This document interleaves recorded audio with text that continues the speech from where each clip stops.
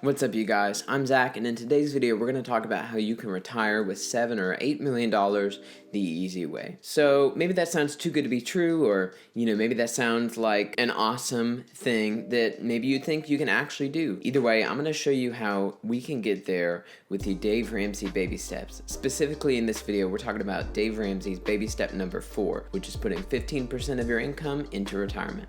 So, alright, you did it. Now you're in baby step 4, 5, and 6. And the reason I say them all together like that is because you're doing all these steps at the same time, but in that order. And so you'll tackle 4. Once you're done with it, go ahead and work on 5 as much as you can, and 6. But all these kinds of things are more habits and strategies that you will use over time, and that's why we say them all together, 4, 5, and 6. But in this video, we're talking specifically about baby step number 4. So if you've made it through the rest of my videos, and if you've made it to baby step 4, then you're probably already familiar with all this, but I want to just go ahead and recap real quick some of the underlying expectations and guidelines of the Baby Steps program. Number 1, you're on a budget, making sure you know where your money's going to go before you have it. Number 2, you stop getting into debt. And if you're on baby step 4, you're probably already super good with this. And if you're still getting into debt, well, then you're not really on baby step 4. So maybe go back and check out that video. Number 3, you want to be able to live and give like no one else. You're excited about the opportunity to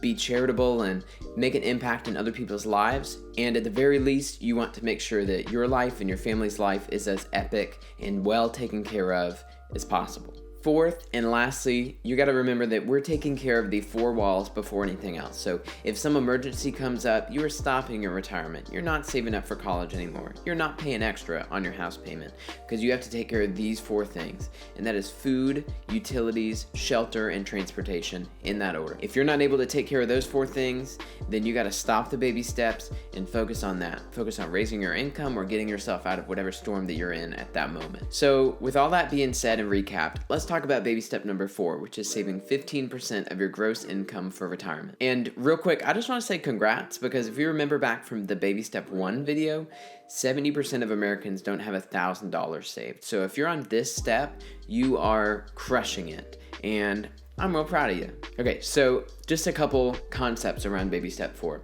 Like I already said, you're saving 15% of your gross income for retirement.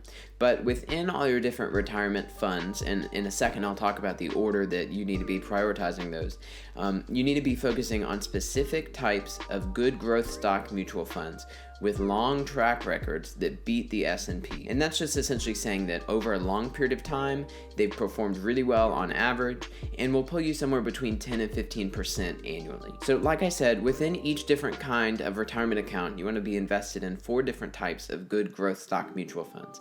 You want to evenly be distributed across growth in income, aggressive growth, and international. Now, you don't need to constantly watch it and make sure that you're balanced where each is about 25% of your portfolio. Every now and then you can look and see if one is doing well and another's doing poorly, and maybe you want to adjust it a little bit, but just know that over time it's all going to even out, and if you are well diversified across those 4 categories, then you're going to wind up doing pretty good. So there's a couple different kinds of retirement accounts and plans and stuff, and there's a specific order that you should be putting your money into them, that 15%, in order to make sure you are getting the best deal for your money, as well as making sure that your retirement investments go as far as possible. So what you're going to do is you're going to start with your employer's match. So anything that, if they're willing to match 5%, you go ahead and do that. Then beyond that, go ahead and move on to a Roth IRA. The reason that you want to go with a Roth IRA next is because anything that you put into there, you've already paid taxes on. So you can withdraw it later tax-free, which means that it grows tax-free, which is super duper epic, and you're never going to have to worry about paying taxes on the growth of your retirement account once you're older and ready to actually retire. After that, if you manage to max out your Roth IRA and your spouse's Roth IRA if you're married, then you're going to go back to your 401k, the one that your employer matched, and you're going to try to max that out and just put as much as you can in there, up to 15% of your gross income. So that's pretty much it as far as the order of where you're going to put your money and what accounts to kind of prioritize. So after you hit 15% of your gross income, you're going to go ahead and move on to baby step number 5, saving for your kids' college, and baby step number 6, which is paying down your house early. And just a little note, a lot of people wonder why 15%. There's no magic formula that says that if you do 14%, you're going to retire poor, and if you do 16%, you would retire more rich. It's just kind of a good number that will make you really good progress on your retirement, as well as not taking up too much of your income where you can't do anything else now. For instance, if you make $50,000 a year, you need to be saving around $7,500 a year towards your retirement, or around $600 a month. And the only way that you're going to be able to do that is if you're debt-free and you're not making tons of payments on student loans or credit cards. But once you free up all that debt, which if you're in Baby Step 4, then you already have, then you're going to have the room in your budget to be able to make those investments that are going to set you up for your future. If you start at age 30 making $50,000 and you save 15% of your income every single year, you're going to wind up retiring with $7 or $8 million. And it's just going to fly by. You know, you're putting in that $600 every month, which is very comfortable with your budget because you have no debt, and you're going to retire with a butt ton of money. Way to go. So that's pretty much it for Baby Step 4. Let me know down in the comments if you have any questions or any thoughts on this subject. I'd love to hear what you have to say about it.